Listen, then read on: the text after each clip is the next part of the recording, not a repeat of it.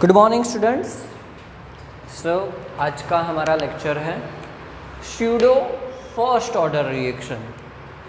That means वो actually होता नहीं है बट बिहेव ऐसा करता है कि फर्स्ट ऑर्डर है। बराबर, रिएक्शन एक्चुअली हम लोग देखेंगे कि जनरली ये सेकंड ऑर्डर रिएक्शन होता है बट वो बिहेव करेगा एज ए फर्स्ट ऑर्डर, तो उसकी वजह से हम उसको कैसा रिएक्शन बोलेंगे? Pseudo first order reaction. क्या बोलेंगे? pseudo first order reaction. So we can say that the order of the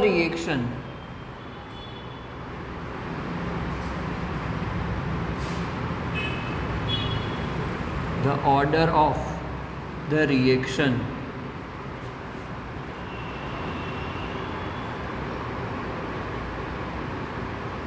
sometimes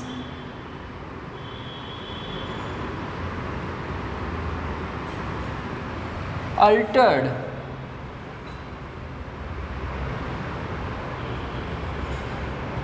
by different conditions.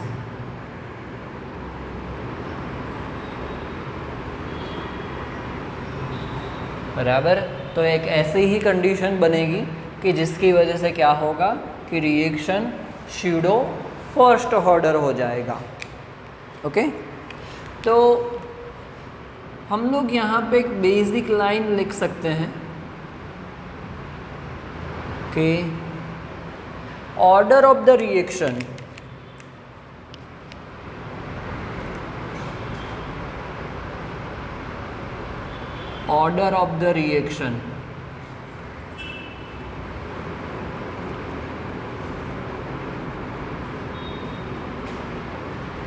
depends on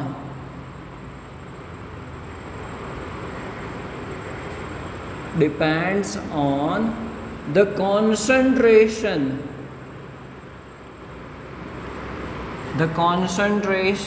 of the reactants। ये तो हम लोग जानते हैं, आगे भी ये कर चुके हैं।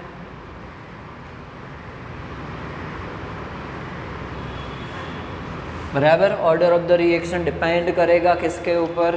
Concentration of reactant. तो कई बार ऐसा होगा कि रिएक्शन में रिएक्टेंट प्रेजेंट है but order of the reaction कोई डिपेंड नहीं करता है वो रिएक्टेंट के ऊपर। ओके, मतलब वो प्रेजेंट है तो भी नहीं है रिएक्शन में, ऐसा हो सकता है। वो ज़रूरी है रिएक्शन में, कंपलसरी है, बट जो ऑर्डर ऑफ द रिएक्शन है, बराबर, रेट ऑफ द रिएक्शन है, ओके, तो वो डिपेंड करेगा नहीं उस रिएक्टेंट के ऊपर। उसकी वजह से जो रिएक्शन होता है उसको हम स्यूडो रिएक्शन बोलेंगे। बराबर, स्यूडो फर्स्ट ऑर्डर जो रिएक्शन होता है वो जनरली सेकंड ऑर्डर रिएक्शन होता है और जिसके अंदर रिएक्शन रेट है वो डिपेंड करता है ओनली वन रिएक्टेंट। बराबर, डिपेंड किसके ऊपर करेगा? टू रिएक्टेंट है बट उसके अलावा सिर्फ ओनली वन रिएक्टेंट के ऊपर डिपेंड करेगा। उसकी वजह से वो क्या हो जाएगा? Pseudo first order reaction. For example,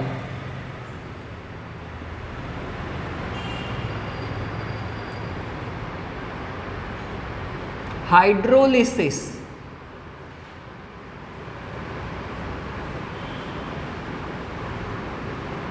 of ethyl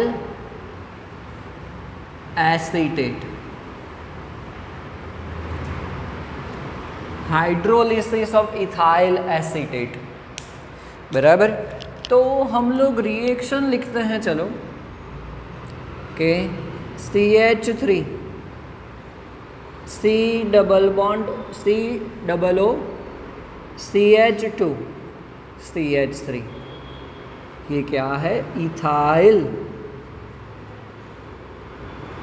acetate. Okay, उसकी रिएक्शन किसके साथ करनी है? तो वाटर के साथ करनी है। बराबर, तो क्या मिलेगा आपको? रिएक्शन पता होना चाहिए, हम लोग पहले ये पढ़ चुके हैं। एक्चुअली एस्टर है तो एस्टर का हम लोग हाइड्रोलिसिस करेंगे तो हमें एसिड एंड अल्कोहल मिलेगा। सो इथेनॉइक एसिड एंड इथेनॉल मिलेगा।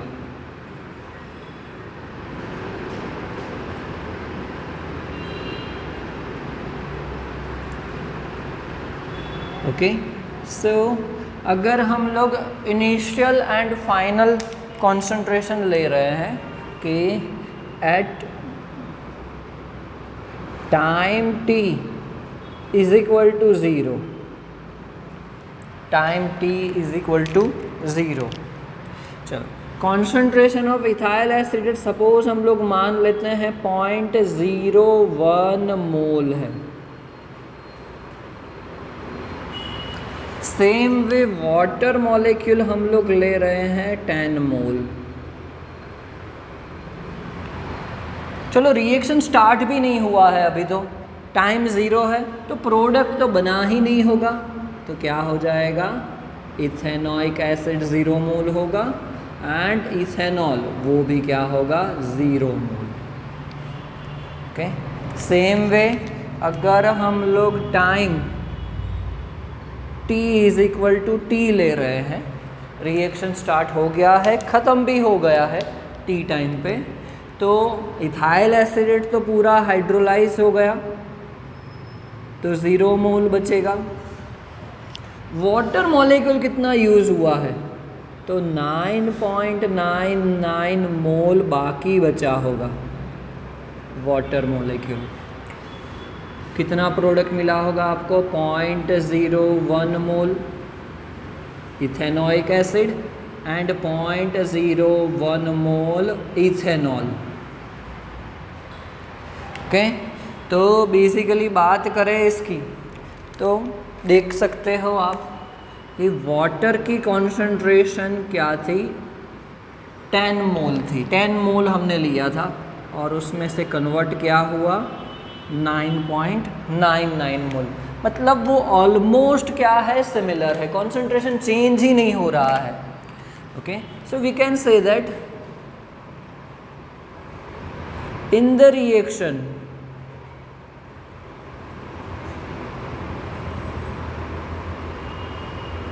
the concentration of water is almost same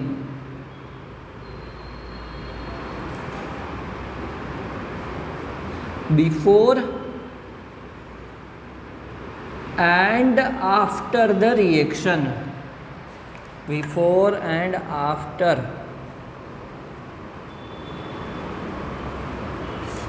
the reaction। बराबर क्या हो रहा है कि वाटर की कॉन्सेंट्रेशन चेंज नहीं हो रही है, ऑलमोस्ट सिमिलर रह रही है, पहले भी और बाद में भी। ओके, तो ऐसे जो रिएक्शन होते हैं यहाँ पे हम लोग बोल सकते हैं, सो the reaction rate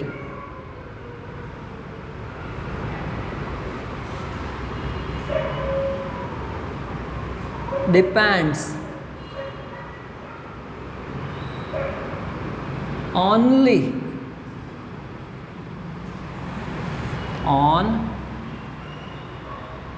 the concentration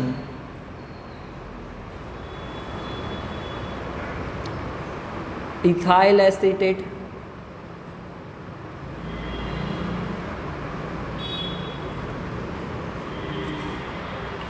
okay, so this type of reaction we can say that this type of reaction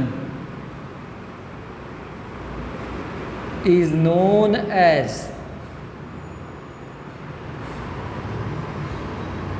pseudo, क्या बोलेंगे उसको, pseudo first order reaction.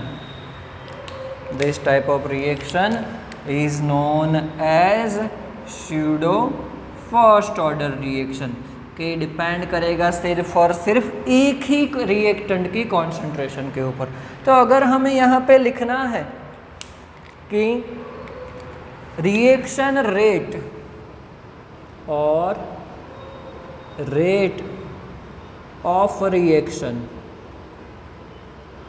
Is equal to K, and यहाँ पे हम लोग लिखेंगे CH3 COO CH2 CH3 raise to 1। Okay, तो ये हो गया हाइड्रोलिसिस ऑफ इथाइल एसीटेट। चलो एक ये एग्जाम्पल लिया, एक दूसरा एग्जाम्पल लेते हैं। शुगर लेते हैं, sugar molecule C12 H22 O11 and उसका हाइड्रोलिसिस करते हैं in presence of H plus, बराबर। तो मिलेगा आपको ग्लूकोज C6 H12 O6। दूसरा मॉलिक्यूल मिलेगा फ्रुक्टोज का C6 H12 O6। ओके, हमने लिया है शुगर मॉलिक्यूल, उसका हाइड्रोलिसिस किया, एक हमें मिलता है ग्लूकोज एंड दूसरा क्या मिलता है, फ्रुक्टोज। ओके, बट अगर इस रिएक्शन का रिएक्शन रेट लिखते हैं हम लोग कि रेट ऑफ रिएक्शन, तो वो हो जाएगा K, एंड वो सिर्फ डिपेंड करता है शुगर मॉलिक्यूल के ऊपर। ओके, एक्चुअली है 2 मॉलिक्यूल रिएक्शन में, बट शुगर मॉलिक्यूल के ऊपर डिपेंड करता है। तो ये क्या है आपका स्यूडो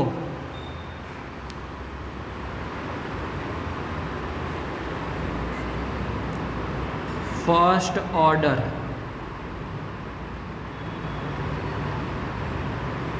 रिएक्शन। क्या है, स्यूडो फर्स्ट ऑर्डर रिएक्शन।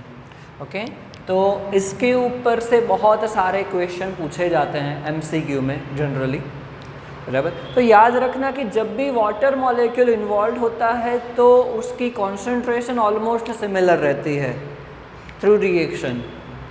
तो रेट डिपेंड नहीं करेगा वाटर मॉलिक्यूल के ऊपर, क्योंकि कॉन्सेंट्रेशन सेम हो रही है। ऐसा नहीं है कि सिर्फ वाटर मॉलिक्यूल, अगर आपको पर्टिकुलरली कोई क्वेश्चन दिया है एंड उसके अंदर कोई भी एक रिएक्टेंट की अगर कॉन्सेंट्रेशन सिमिलर रह रही है before and after the reaction, तो वो डिपेंड नहीं करेगा, मतलब उसके ऊपर रिएक्शन डिपेंड नहीं करेगा, तो उसको हम नहीं गिनेंगे, बराबर।